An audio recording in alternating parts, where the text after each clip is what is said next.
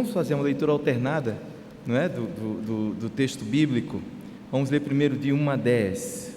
Sabemos que se a nossa casa terrestre deste tabernáculo se desfizer, temos da parte de Deus um edifício, casa não feita por mãos humanas,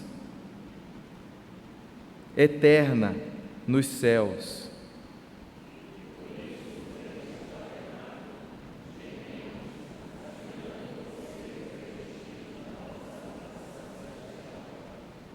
Se todavia formos encontrados vestidos e não nus,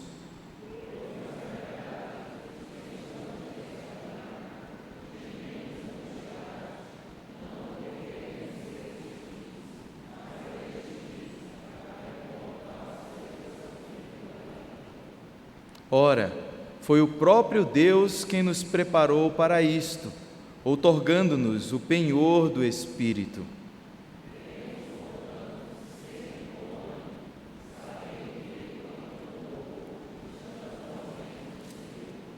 Visto que andamos por fé e não pelo que vemos.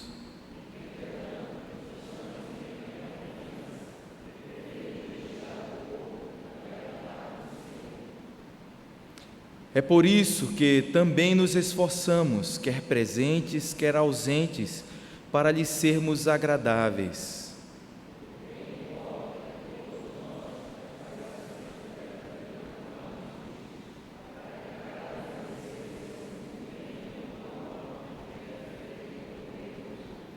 Amém, amém.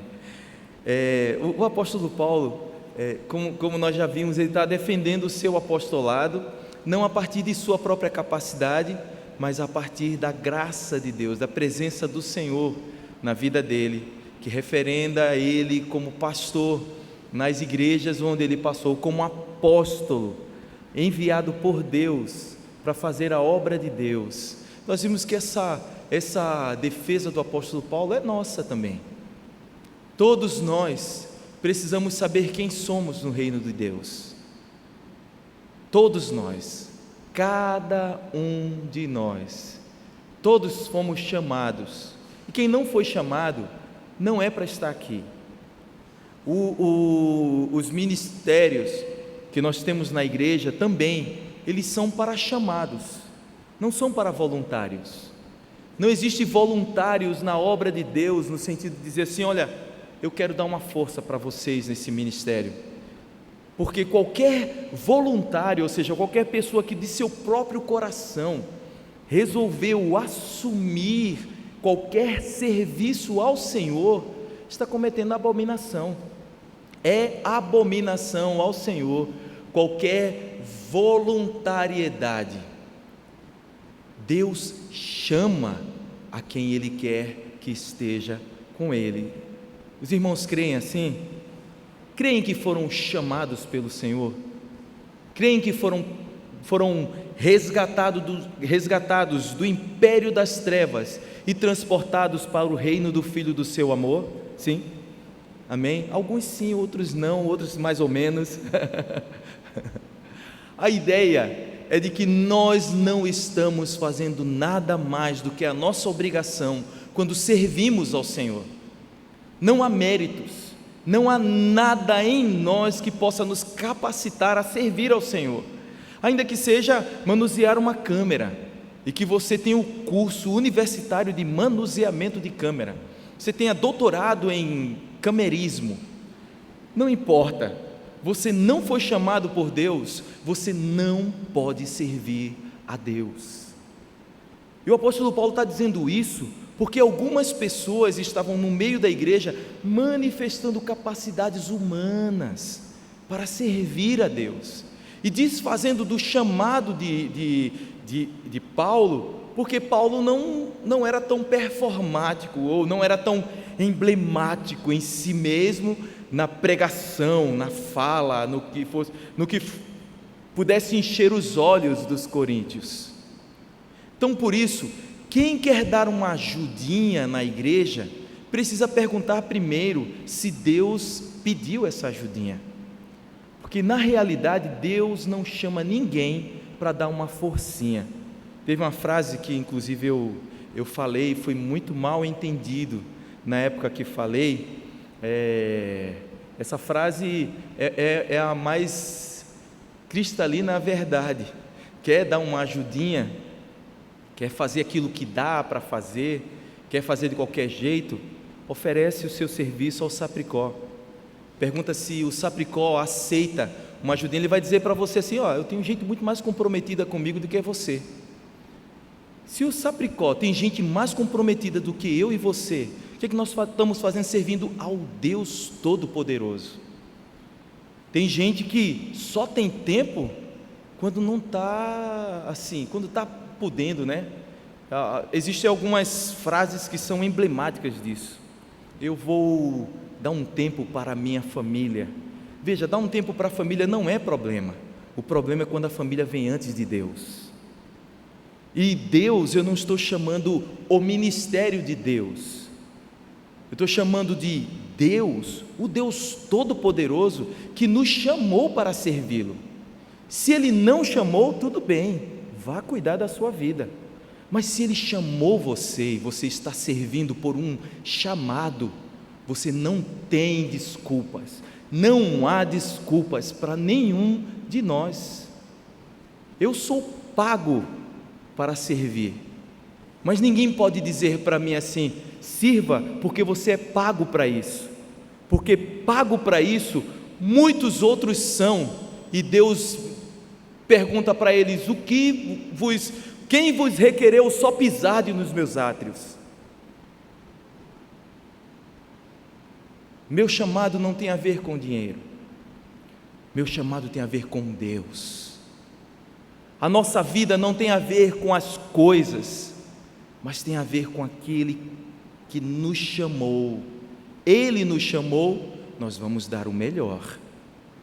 Ele nos chamou, nós vamos nos sacrificar por causa dele, não para pagar a ele, mas porque é uma resposta natural de quem conheceu esse Deus maravilhoso. Amém? Amém. Glória a Deus.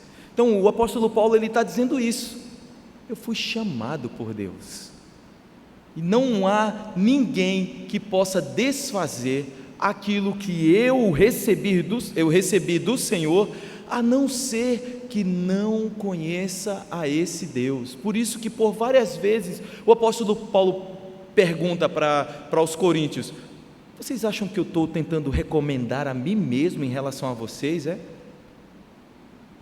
Prestem atenção no coração de vocês, prestem atenção nos critérios que vocês têm de avaliação do chamado, porque talvez vocês não conheçam a Deus, porque quem conhece a Deus, a partir do momento que eu apresento as minhas credenciais, que são divinas, foi Deus que me chamou, eu não tenho nada para oferecer a vocês, a não ser aquilo que eu recebi de Deus.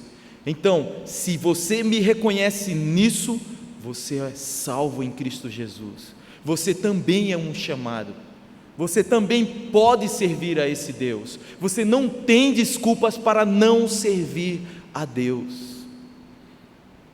O que acontece dentro de nós então, é um desejo por mais relacionamento com esse Deus, é o desejo por uma caminhada que nos leve a nos aproximar cada dia mais dEle, a viver cada dia mais profundamente a sua vida que nós já temos, nós já somos filhos de Deus, nós já fomos retirados do império das trevas e transportados para o reino do Filho do seu amor, nós já temos a vida eterna, nós já somos tudo aquilo que a palavra de Deus declara que nós somos. Mas dia após dia nós vamos crescendo na graça, no conhecimento do Senhor, no sentido em que nós vamos nos apropriando daquilo que nós já somos e somos nele. E o apóstolo Paulo começa a falar aqui de um anseio ardente por ser despido dessa carne mortal e revestido de um corpo glorioso, majestoso, um corpo que que tem a ver com Deus, que tem a ver com a vida de Deus. Essa carne aqui está morrendo, como nós falamos semana passada. Nós estamos morrendo. Cada um de nós, todos nós estamos morrendo. Mas essa morte que a cada dia se avizinha de nós, pensando aqui naturalmente, essa morte precisa encher o nosso coração de alegria. Eu fico pensando no meu sepultamento, aí já comprometo os irmãos todos com ele. Irmãos, por favor, louvem a Deus de todo o coração. Eu lembro, eu tive o privilégio de estar no sepultamento do pai do nosso irmão Armando Filho, um que é cantor evangélico, né? Armando Filho. Rapaz, que coisa linda aquilo ali. Primeiro porque Armando, que é o pai, né? Ou seja, Armando Filho é Armando Filho porque o pai é Armando. Ai, é cada uma, né? Primeiro porque seu Armando era um homem de Deus, era um homem reconhecidamente apegado à palavra, apegado ao Senhor, amava profundamente o Salvador da vida dele. E em segundo lugar, e esse era o combustível, eu imagino, né? A alegria de saber que seu Armando estava se encontrando com o Senhor. Mas se os irmãos vissem como a igreja estava cantando naquela tarde, meu Deus, eu nunca mais vi uma coisa daquela. Eu nunca mais vi. Eu vi esposa, filhos, amigos, pessoas da igreja, membros da igreja, todos cantando com uma alegria, celebrando ao Deus de seu Armando. É essa a nossa ansiedade, é nos encontrarmos com o Senhor. Só que o apóstolo Paulo aqui está tratando de algo tão lindo que vai acontecer conosco, quando esse nosso corpo mortal for revestido de imortalidade, quando essa corrupção que já acontece através de dores nas costas, nas juntas e tudo mais, cabelos que vão ficando brancos, pele que vai engelhando e tudo mais, for revestido daquilo que é glorioso, daquilo que é de Deus. Em 1 Coríntios capítulo 15, por favor, irmãos, 1 Coríntios, basta virar algumas páginas, capítulo 15, deixa eu ver exatamente onde é que está aqui, a partir do versículo 50, o apóstolo Paulo fala o seguinte, aos irmãos, acompanham comigo: isto afirmo, irmãos, que a carne e o sangue não podem herdar o reino de Deus, nem a corrupção herdar a incorrupção. Eis que vos digo um mistério: nem todos dormiremos, mas transformados seremos, num momento, num abrir e fechar de olhos, ao ressoar da última trombeta. A trombeta soará, os mortos ressuscitarão incorruptíveis, e nós seremos transformados, porque é necessário que este corpo corruptível se revista de incorruptibilidade, e que o corpo mortal se revista de imortalidade. E quando este corpo corruptível se revestir de incorruptibilidade, e o que é mortal se revestir de imortalidade, então se cumprirá a palavra que está escrita: tragada foi a morte pela vitória. Onde está, ó morte, a tua vitória? Onde está, ó morte, o teu aguilhão? O aguilhão da morte é o pecado, e a força do pecado é a lei. Graças a Deus que nos dá a vitória por intermédio de nosso Senhor Jesus Cristo. Portanto, meus amados irmãos, sede firmes, inabaláveis e sempre abundantes na obra do Senhor, sabendo que nele, no Senhor, o vosso trabalho não é vão. Amém. Nós andamos por fé nessa verdade. Essa verdade nos fala que nós não seremos almas penadas no céu. Imagina dando tchau para você um fantasma, né? Os teólogos acreditam que quando a palavra de Deus fala isso, existem exemplos na própria palavra que demonstram que nós teremos um corpo glorificado no céu. Então, aquilo que aconteceu com Elias, que subiu aos céus numa carruagem de fogo, ou Enoque, que andando com Deus já não era mais, mas agora Deus o havia tomado para si, ou o próprio Senhor Jesus Cristo, que depois de ressuscitado, chegou para os discípulos e para Tomé, né, mas todos tinham duvidado, todos, não é o pobre do Tomézinho, ele recebeu a culpa sozinho, mas todos saíram, todos foram embora, todos desistiram, todos foram para casa, e inclusive duvidaram das mulheres, quando elas contaram, ele ressuscitou. Peraí, vamos ver isso aí. Mas só o pobre do Tomé que levou a culpa nisso. Todos os discípulos abandonaram, todos os discípulos desertaram. Aí Jesus mostra as mãos, o seu lado ferido pela lança, e diz assim: toca, eu estou aqui em carne e osso, sou eu, Jesus, diante de vocês. E logo após, muitas testemunhas observam o Senhor subindo aos céus, e os anjos dizem assim: olha, assim como vocês estão vendo ele descer, ou subir, quero dizer, subir, esse também vai descer, ele vem nos buscar. Essa é a esperança que o apóstolo Paulo está falando. Nós teremos um novo corpo, um corpo glorificado, nós estaremos com ele, e nós ansiamos por isso. Esse é um desejo de quem vai conhecendo ao Senhor, vai crescendo nessa graça. Esse ministério, essa fé é nos dada pelo Espírito Santo de Deus. Por isso que nós cantamos: glória, glória ao autor da minha fé, glória, glória ao autor da minha fé. A nossa fé começa nele, porque por ele, por meio dele e para ele são todas as coisas, inclusive a nossa fé. Então a ele pois a glória eternamente. Amém, amém. Deus nos abençoe. E é por isso que o apóstolo Paulo faz esse esforço para ser fiel, esse exercício de buscar ao Senhor, de viver a sua vida, de andar em fidelidade a Ele, porque ele sabe que um dia vai se encontrar com esse Deus maravilhoso.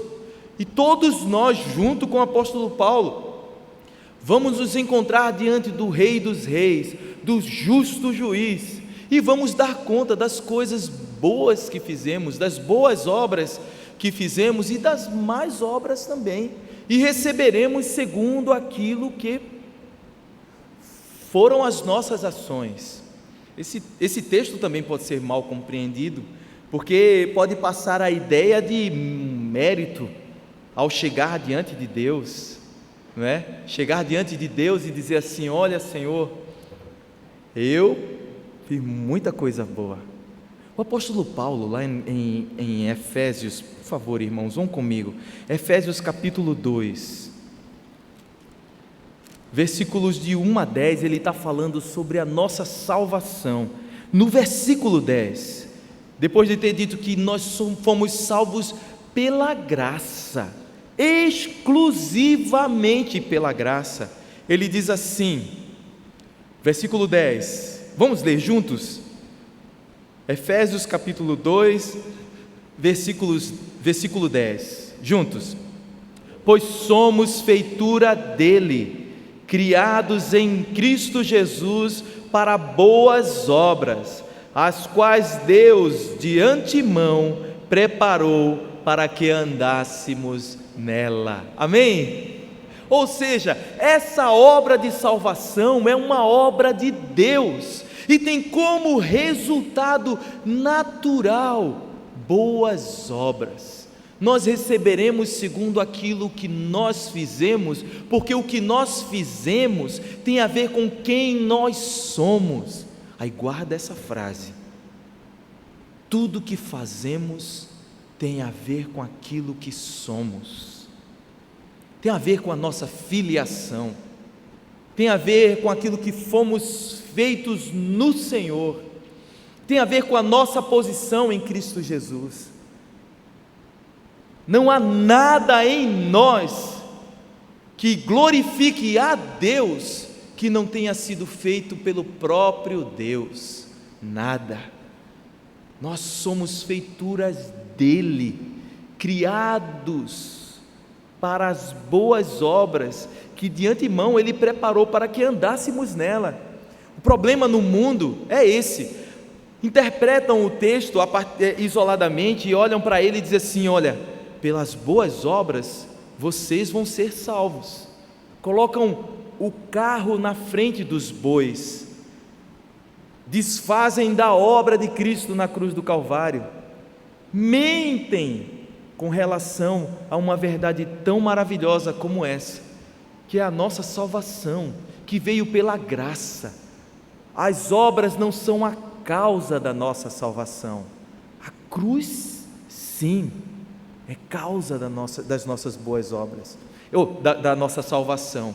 E a nossa salvação produz boas obras. É por isso que o apóstolo Paulo fala: porque importa, versículo 10, capítulo 5 de 2 Coríntios. Vamos ler juntos então?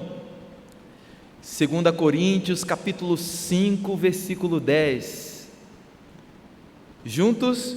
Porque importa que todos nós compareçamos perante o tribunal de Cristo, para que cada um receba segundo o bem ou o mal que tiver feito por meio do corpo. Porque a manifestação de quem nós somos é uma manifestação através do nosso corpo. É certo que algumas pessoas têm sei lá, eu acho interessante que quando nós estamos na conferência missionária da nossa igreja, aqueles cultos que acontecem, né? Na sexta noite, sábado pela manhã, sábado à noite, tem um quê assim de glorioso. Eu explico. Quando eu vou, é o melhor lugar para ministrar louvor e adoração, que parece que está todo mundo ali interessado na glória do Senhor. Missões tem a ver com a glória do Senhor, tem a ver com chamar mais adoradores para Ele. Então, o que eu percebo é que a voz que vem dos bancos ou de pé, de frente para mim, são vozes que cantam certezas, verdades que são vida. É maravilhoso. A minha única tristeza é quando às vezes, seja talvez porque nós chegamos aqui na igreja, o pregador não é o pregador que nós queríamos, ou o ministro de cânticos não é aquele que nós queríamos, ou porque o ar-condicionado está muito gelado, ou porque o ar-condicionado quebrou e está muito desconfortável, ou porque isso, ou porque aquilo, ou porque nós vimos alguém que nós não gostamos, aconteceu alguma coisa, brigamos com a esposa em casa, enfim. Qualquer coisa parece ser motivo para fazermos as coisas de Deus de qualquer jeito. É como se Deus fosse menos digno por causa da nossa própria comodidade. É estranho, e não só estranho, é vergonhoso. O que trouxe a cada um de nós aqui para a igreja? Será que foi porque nós marcamos um jantar após o culto? A nossa referência é essa? O que é que faz com que nossos lábios abram? Será que quando nós estivermos adorando a Deus aqui, cantando, se você perceber que no boletim da igreja tem alguma notícia importante, enquanto você adora, você vai ler o boletim? Será que existe algum motivo justo para não entregarmos a Deus aquilo que lhe é devido? Essas são as obras naturais de quem conhece a Deus, é adorá-lo, é bendizê-lo, está contido nas boas obras a adoração a Deus, ao Deus Todo-Poderoso, ao Deus glorioso, ao Deus majestoso, ao Deus de toda glória, de toda honra, ao Deus bendito. Amém? Estou falando muito amém, né? Se os irmãos não responderem, não tem problema não, tá certo? Eu sei que os irmãos creem nisso. Amém, digo eu agora, sozinho. Vamos ler agora de 11 a 17. Aí a gente faz também, da mesma forma, leitura alternada, e o último versículo nós lemos todos juntos, o versículo 17, que não é o último, é o último da leitura de hoje. Vamos lá então. E assim, conhecendo o temor do Senhor, persuadimos os homens e somos cabalmente conhecidos por Deus. E espero que também a vossa consciência nos reconheça.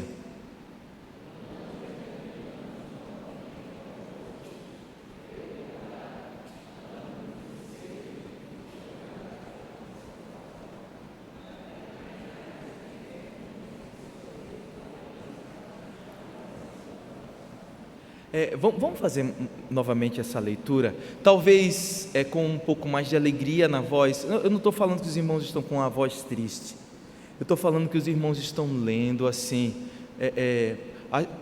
as câmeras e esses microfones podem captar a nossa voz, e assim, a leitura alternada é uma leitura assim, onde o dirigente lê, mas é mais fácil, ele lê sozinho, né? A tarefa mais difícil fica com vocês, que é ler a uma só voz aquilo que está posto na palavra, né? Proposto para que a gente leia, né? Eu sei que é mais difícil, mas talvez alguns irmãos com a voz mais forte no meio de nós possam puxar essa leitura a uma só voz e a gente possa fazê-la melhor, não é?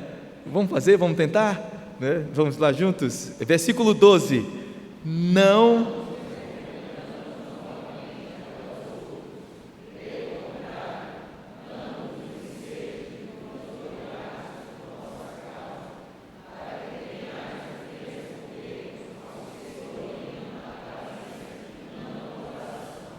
porque se enlouquecemos, é para Deus, e se conservamos o juízo, é para vós outros. Olha,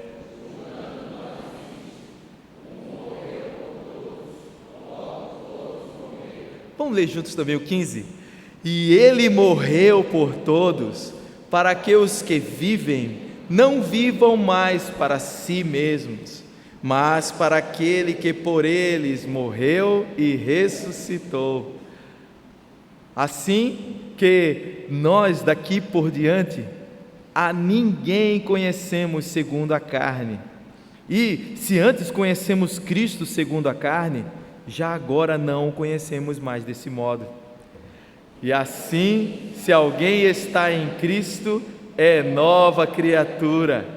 As coisas antigas já passaram, eis que se fizeram novas.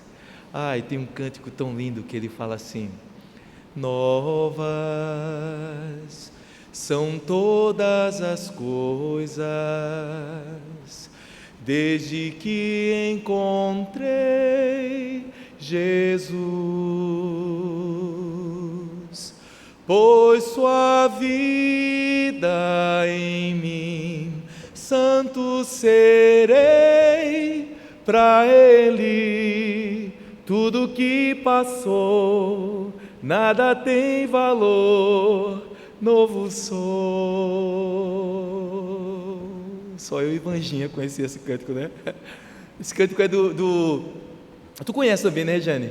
Tem que conhecer, Regiane. Tu é mais antiga que eu. é do grupo Expresso Luz. Nós recebemos uma vida maior do que essa. Essa vida que nós vivemos é o prelúdio da maravilha que provaremos. Nós já provamos, como nós cantamos, né? Nós já recebemos tantas bênçãos, né? Chuvas rogamos a Deus, chuvas de bênção, de conhecer mais dEle, de ir sendo edificado por Ele, de se tornando um marido melhor, de se tornando uma esposa melhor, de se tornando pais, filhos melhores, filhos que amam a Deus e por isso obedecem aos pais, mulheres que amam a Deus e por isso são submissas em seu casamento, maridos que amam a Deus e por isso amam a sua esposa e servem a ela, melhores chefes, melhores empregados. E olha que crente dá nó cego que só, mas só crente dá nó cego. Discípulos de Cristo não dão nó cego. Discípulos de Cristo são os melhores funcionários que existem. Discípulos de Cristo são os melhores chefes que alguém pode ter. Discípulos de Cristo são os melhores esposos, esposas, filhos que este mundo precisa ter. Ou então não somos discípulos, nós somos evangélicos. Ser evangélico é bom demais, porque a gente pode ser sem compromisso nenhum com a palavra. Não precisa nem ler, não leia. Ser evangélico é fácil. Agora, olhar para a palavra e discernir com o coração, por causa da habitação do Espírito, que nós somos discípulos, que essa palavra é para mim, aí é diferente, aí é para chamados. Lembra disso, essa é a referência de quem somos, essa é a nossa identidade, essa é a nossa identidade. O apóstolo Paulo antes conhecia a Cristo pela carne, e quem conheceu a Cristo segundo a carne, ou queria comer, ou queria matar a Cristo. Agora ele não mais conhecia a Cristo segundo a carne, agora ele conhecia a Cristo segundo o próprio Cristo, segundo o Espírito de Deus que habitava nele. Agora, então ele vivia nessa maravilha do temor, de conhecer a esse Deus maravilhoso, de amá-lo, de andar com Ele. Por quê? Porque o amor de Cristo constrangia o coração dele. Lembra que a nossa referência durante todos esses 5 capítulos foi essa? O amor de Cristo nos constrange, julgando nós isto. Ele morreu por nós.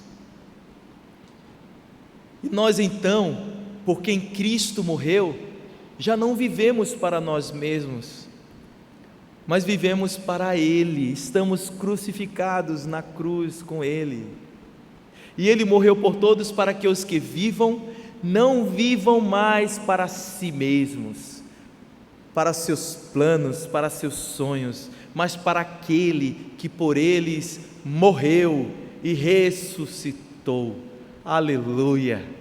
Então os meus planos agora são aqueles que o Senhor apontar para mim, os meus sonhos são aqueles que Deus tem para mim, ainda que eu planeje, eu posso planejar, não há problema em sonhar, desde que esses sonhos não estejam apesar de Deus, ou independente de Deus.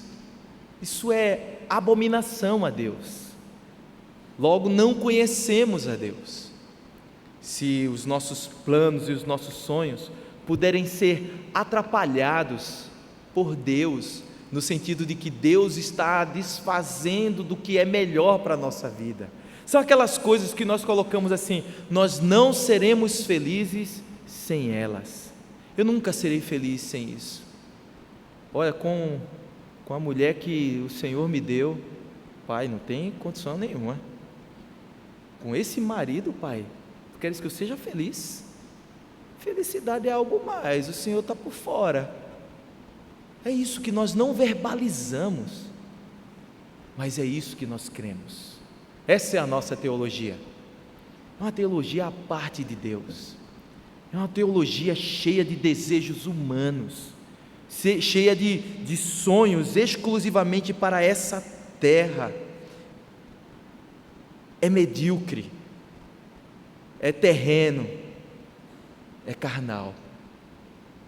E o apóstolo Paulo então, no versículos 16 e 17, fala assim: assim, daqui por diante a ninguém conhecemos segundo a carne, e se antes conhecemos a Cristo segundo a carne, já agora não o conhecemos. E assim, se alguém, deste modo, e assim, se alguém está em Cristo, é nova criatura, é uma pessoa refeita. As coisas antigas já passaram, essas referências humanas, esses sonhos mesquinhos já passaram.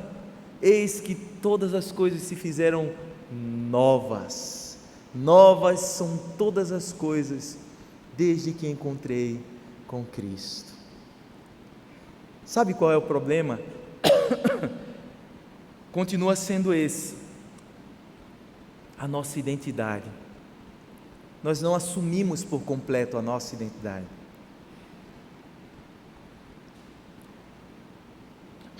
A nossa identidade está mais ligada ao nosso time de futebol do que a Deus. E é por isso que nós ficamos tão ofendidos quando alguém fala mal do nosso time. Já percebeu? Eu queria muito não torcer nunca por time nenhum, porque eu percebo que muitas vezes eu quero assumir aquilo como minha identidade primeira. É como se fosse aquilo que me referenciasse, como se dissesse assim: olha, teu time é ruim, viu? Aí eu dizia assim: ei, está falando mal de mim, é? Porque eu sou desse time, eu sou daquele time. Nós precisamos nos despojar dessas coisas.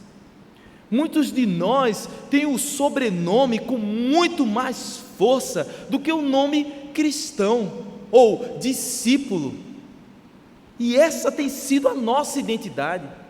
Falar mal de mim, que isso? Eu sou da família tal, quem pode falar de mim? Ninguém. Imposta a voz para falar de coisas que vão perecer, são coisas terrenas aqui da terra, já vão passar. Muitos crentes queriam a oportunidade, a bênção, o privilégio de estar no meio da parada gay, envolvido com um bocado de explosivos, uma parada gay com milhares de homossexuais, e puxar o cordão em nome de Jesus, e explodir aquele lugar, e purificar a terra. Saiba, você é mais um homofóbico medíocre no meio deste mundo, porque a ira do homem não produz a justiça divina. Como é que nós reagimos às coisas daqui da terra? Como é que nós reagimos à nossa identidade em relação a Cristo? Você percebe alguma diferença? Quem é você? Quem sou eu? Às vezes, talvez a gente pudesse fazer essa dualidade assim, dizer assim: eu sou mais isso do que aquilo, mas eu sou as duas coisas. O que a palavra de Deus está dizendo assim: olha, novas são todas as coisas. Assim, se alguém está em Cristo, é nova criatura. As coisas antigas estão aí, mas para serem ajustadas aí, e aí serem encaixadas na nossa vida. A palavra de Deus está dizendo: não, meu filho, de jeito nenhum. As coisas antigas passaram. Talvez você continue gostando do seu time de futebol, mas ele não é a referência de quem você é. Não é, não pode ser. Você é apenas uma pessoa.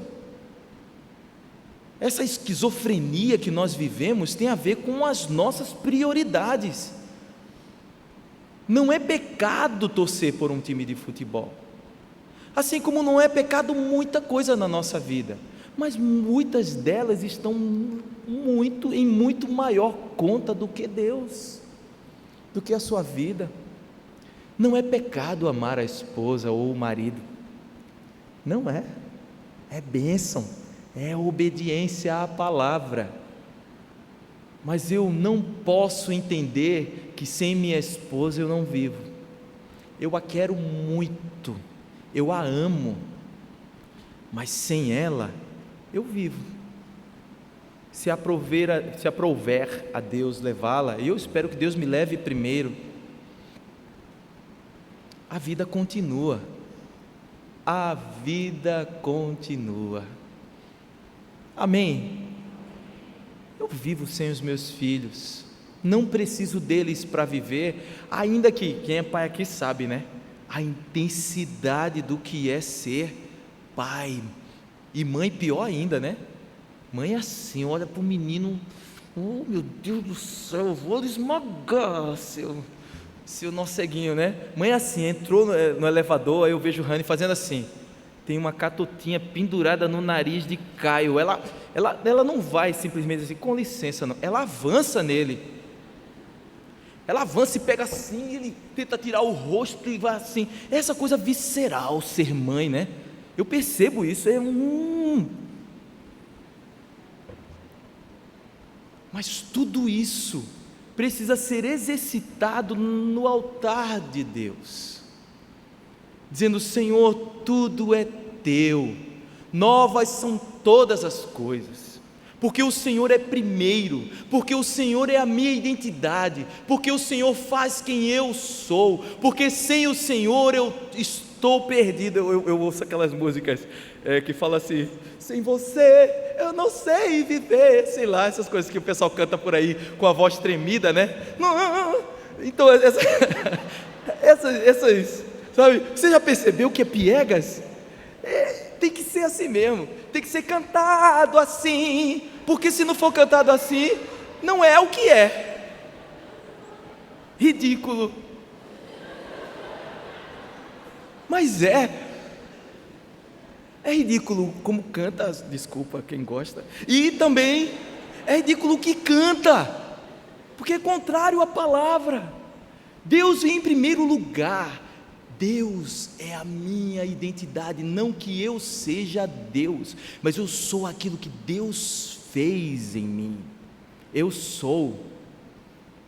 Já teve pessoas que me disseram assim, na hora de exortação, falei assim: olha, essa prática ela é demoníaca. Aí a pessoa faz assim: mas eu sou de carne e osso. Vai para o inferno de carne e osso então, de cabeça para baixo, em nome de Jesus.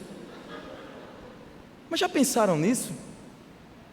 Que essa justificativa para o nosso pecado não tem nada a ver com a nossa identidade, não tem nada a ver com aquilo que Cristo fez por nós na cruz do Calvário. São desculpas para mantermos aquilo que não era mais para existir.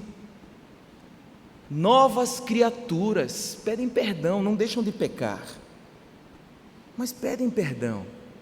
Novas criaturas estão comprometidas com a palavra, não deixam de ler, não deixam de buscar, porque sabem que precisam disso. Novas criaturas estão aprendendo cada dia mais, andando, conhecendo, colocando em prática, às vezes cometendo erros, mas voltando novamente para o caminho do Senhor, porque isso é quem nós somos, exclusivamente, e nada mais. Eu vou pegar emprestado o violão, teu violão, Chicão, eu já sabia que tu me emprestava, que tu é legal que só. E cantar novamente esse cântico.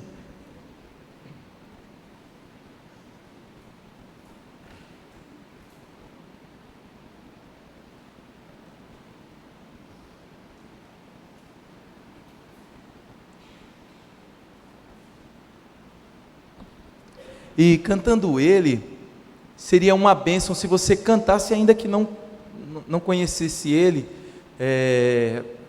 dentro de si mesmo, afirmando se você conhece a ele, a esse Deus maravilhoso. Se essa é a sua identidade, você cantar junto comigo.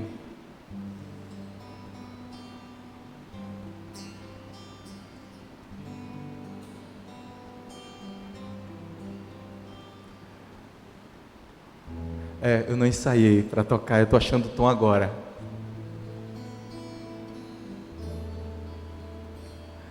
Novas são todas as coisas, desde que encontrei Jesus, pois sua vida em mim, santo serei para Ele. Tudo que passou, nada tem valor, novo sou. Novas são todas as coisas, desde que encontrei Jesus, pois sua vida em mim, santo serei para Ele. Tudo que passou, nada tem valor, novo sou. Tudo que passou, nada tem valor, novo sou em Jesus, em Jesus.